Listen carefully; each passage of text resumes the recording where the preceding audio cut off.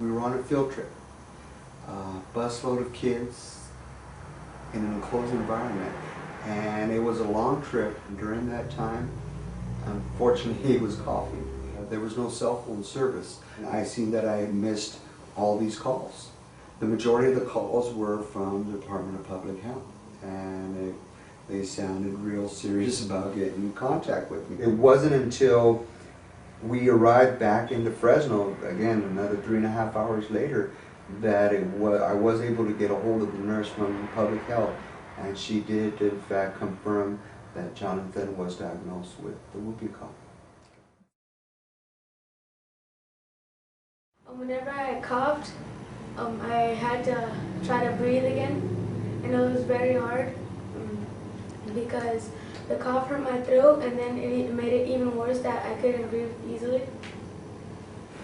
He would cough.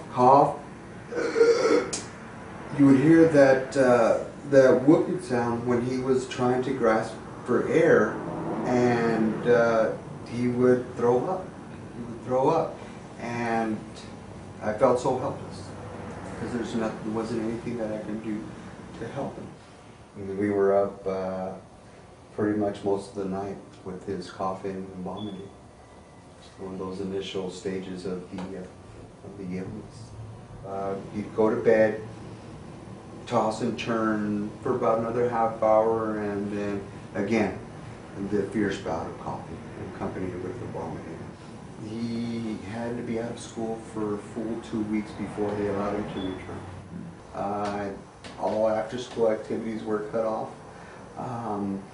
And normally this house is running amok with children, with his cousins or friends from school, and that all had to be cut off. I missed a lot of tests for school, and that was kind of hard to bring up my grades. And when there was a special occasion for something, I couldn't go to it because I had to stay home because I couldn't risk anybody else getting the whooping cough. I was just by myself. I couldn't do very much because I was sick and I had no control.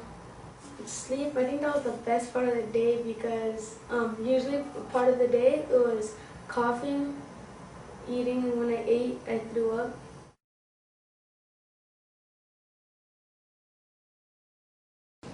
The pertussis can be passed on to babies that are unable to be immunized. So the best protection that they can get is to get immunized themselves and to ensure that their children get immunized as well.